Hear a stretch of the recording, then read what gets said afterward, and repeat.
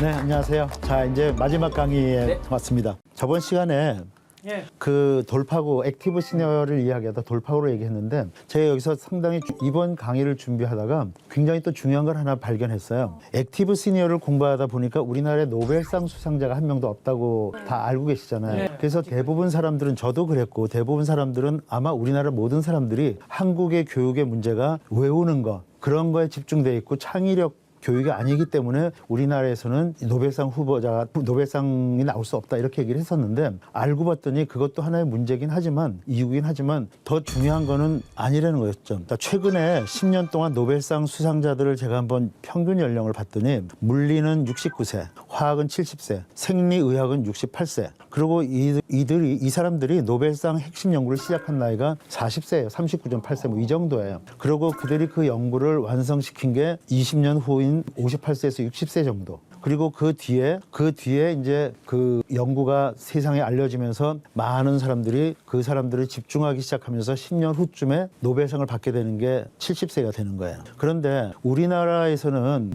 아무리 머리가 좋아도 65세면 은퇴를 해야지 돼요. 그렇죠? 우리나라에서 가장 뛰어난 그 과학자도 65세면 그 학교에서 은퇴를 해야 돼요. 그렇지만 미국이나 유럽에서는, 그 선진국에서는 나이가 들어도 테뉴어라는 게 있어가지고 뛰어난 분들은 자기가 원하는 시간까지 연구할 수 있고 연구기금이 온단 말이에요. 70세가 됐든 80세가 됐든 일단 테뉴어를 받아버리면, 그게 테뉴어 받기가 어렵지만 테뉴어를 받아버리면 그 뒤로는 끊임없이 연구를 할 수 있고, 뛰어난 사람에게는 사방에서 연구 자금을 대준단 말이에요. 기업도 대주고. 그러다 보니까 하버드 같은 경우는, 제가 다녔던 하버드 같은 경우는요, 제 담당 과장님께서 어떤 리서치를 했냐면, 쌍둥이들이 20년 동안 어떻게 자라느냐 하는 걸 연구한 거예요. 그러면 그분은 20년 동안 일단 연구 자금이 딱 확보돼 있어. 그 굉장히 머리가 좋은 분이에요. 20년 동안은 확보돼 있는 쌍둥이 롱기티디널 스타디를 쭉 하는 거예요. 그래서 20년 후에 뭐 특별하게 나온 결과가 뭐 그렇게 특별히 많지는 않아. 근데 어쨌든 간에 그런 리서치를 했는데, 하버드 대학에서 그분이 그 리서치를 냈기 때문에 그 NIH라고 그런 기금에서 돈을 대주는 거예요. 그리고 또 그렇지 않고 또 유명한 교수가, 또 하버드라는 유명한 학교가 아니고 다른 학교에 있다면 학생들이 하버드 합격을 해도 그 교수를 찾아가요. 시카고 대학이다. 그럼 시카고 대학, 거기도 좋은 학교지만, 그래서 하버드 안 하고 시카고 대학 가서 그 유명한 교수한테 또 제자가 돼갖고 같이 연구하면서 결과적으로 노벨상을 같이 받는 한 사람이 되고, 그 제자도 또 노벨상을 받게 되고, 이런 시스템 자체가 우리하고의 교육의 그 차원이 다르다는 거예요. 그러면 우리의 교육이라는 거는 무엇이냐? 이렇게 평균 수명이 거의 90세까지 늘어나는 이런 현세, 지금은 90세 됐어요. 그런 상황에서는 30년씩 한번 나눠서 해야겠다. 그래서 첫 번째 30년은 우리가 어릴 때부터 중고등학교 나와서 대학을 들어가서 그 좀 전문적인 걸 조금 더 공부하는 그 시기라고 생각한다면, 두 번째 직업은 그 30년은 그 첫 번째 받은 30년의 교육을 가지고 무언가를 이렇게 저렇게 해보는 거예요.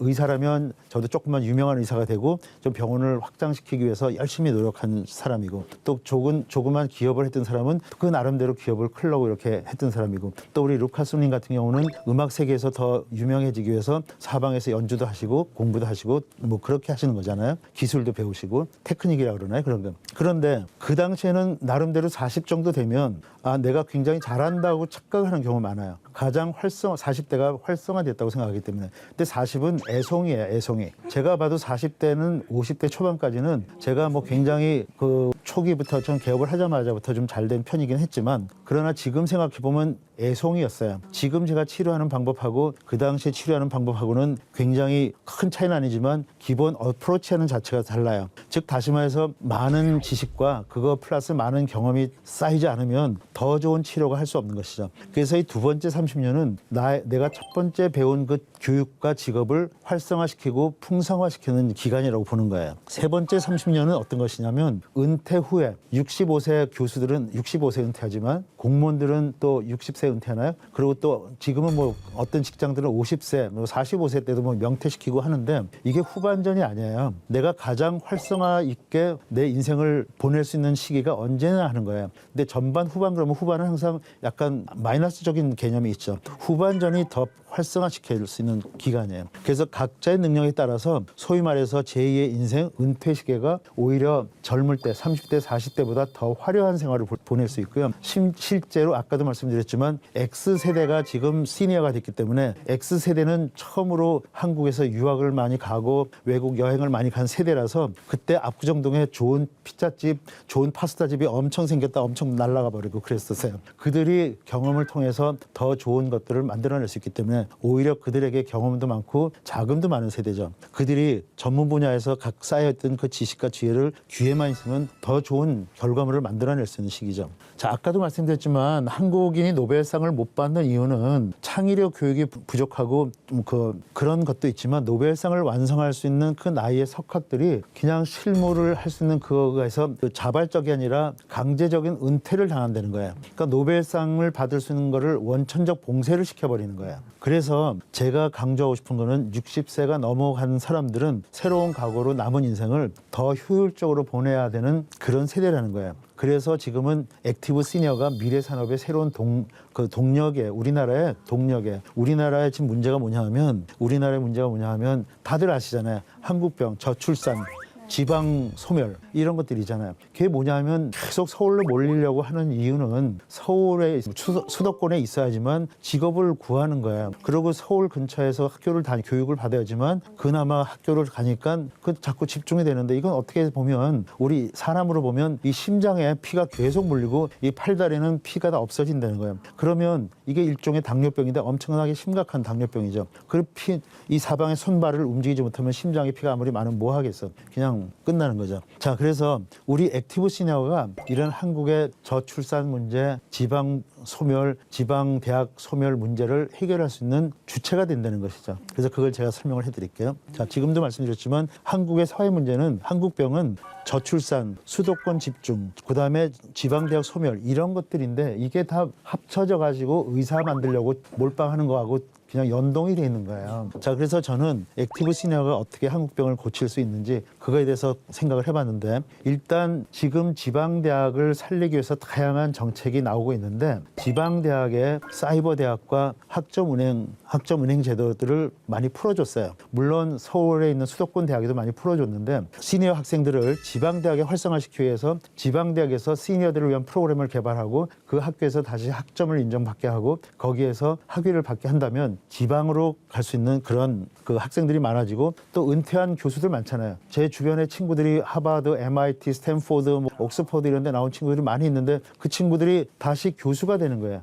그래서 사이버 대학 그런 학점은행 대학에 다시 교수가 돼서 시니어 교수들이 시니어를 교육시키고 그러면 지방 교육이 활성되고 지방 경제도 활성화되지 않겠어요. 그래서 한국을 세계 최대 10대 강국으로 만든 거는 지금 MZ 세대가 아니에요. 시니어들이라고. 그래서 지금은 우리 시니어들이 우리를 10대 강국으로 만든 이 사람들의 역사와 경험을 청년들에게 전수할 수 있는 기회를 만들어줘야지 돼요. 그리고 시니어와 청년은 분리된 게 아니라 서로 연동돼 있다는 것을 인식시켜줘야 돼요. 자, 그래서 제가 이제 최근에 친구들을 많이 만나서 친구들 만나면서 이런 얘기를 했어요. 우리가 시니어인데 우리 모여서 우리 다시 뭐 창업을 하면 어떠니? 그 창업을 해서 나는 의사니까 의사들이 환자들하고 이렇게 서로 또 문제가 생겼어요. 치료를 했는데 집에 갔을 때 응급이 생길 수 있잖아요. 저는 제 핸드폰을 항상 열어놓고 있어요. 저의 환자들은 제 핸드폰을 다 갖고 있어요. 그래서 응급이 생길 때마다 저한테 문자를 카톡을 줘요. 그러면 제 동료 의사들이 너 그거 어떻게 그렇게 사냐? 그걸 6시 끝나면 그냥 놀아야지. 그러는데 저는 꼭 그게 아니고 환자들이 응급이 생겼을 때 그 응급을 그때그때 처리 안 하면 그게 진상 환자가 되는 거야. 그렇기 때문에 내가 처리를 해줘야 돼. 그렇다고 해서 내가 치료를 잘하기 때문에 하루에 그렇게 열어봐야 1명 정도 연락밖에 안 와. 그러니까 그 정도는 자기 전에도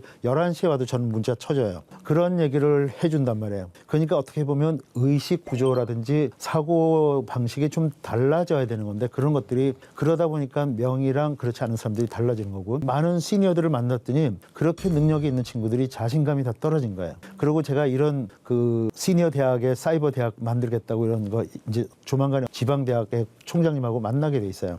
그분도 저하고 똑같은 생각을 갖고 있는데 뭐라고 얘기하시냐면 학생이 과연 올까요? 과연 시니어들이 공부를 하려고 그럴까? 그리고 시니어들이 교육을 하러 올라갈까? 그러면 시니어들이 그런 기회가 주는데도 안 한다 그러면 그건 시니어들의 잘못인가 아니면 세상이 그렇게 시니어들을 사고방식을 이렇게 만든 것일까? 그러면 누군가는 그거를 깨우쳐줘야 되지 않겠어요? 마치 물속에 있던 애벌레가 물 밖으로 나와서 잠자리가 되면 잠자리가 물속으로 들어가서 아리켜줄 수는 없잖아요. 그럼 애벌레 중에 누군가가 우리 중에 한 명의 잠자리가 될 수 있는, 우리 다 잠자리가 될 수 있어 하는 걸 얘기해 줄 수 있는 사람이 있어야 된다고 생각하는 거죠. 그래서 저는 국가도 이런 그 시니어 대학을 만들 수 있는 그런 데다가 지원을 해주고 그걸 통해서 지방 활성화되고 그래서 서울이 조금 저 수도권이 좀 분산되면은 젊은이들도 좀 편안하게 집도 구할 수 있고 그래서 저는 여러분하고 이 4번의 강의를 통해서 우리가 교육이라는 것이 무엇이냐 그 교육을 통해서 우리가 어떤 직업을 갖게 되느냐 그리고 그 직업을 통해서 우리가 인생을 어떻게 풍요롭게 살 것이냐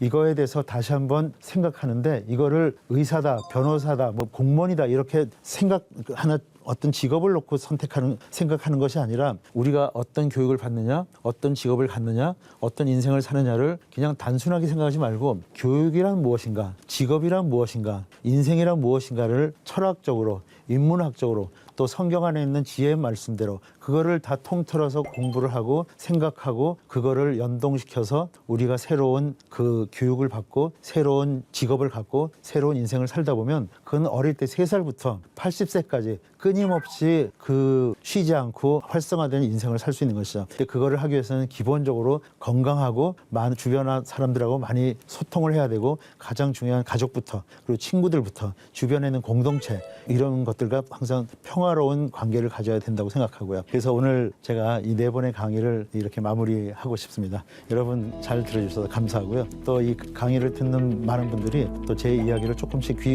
기울여 주셨으면 감사하겠습니다. 감사합니다. 감사합니다.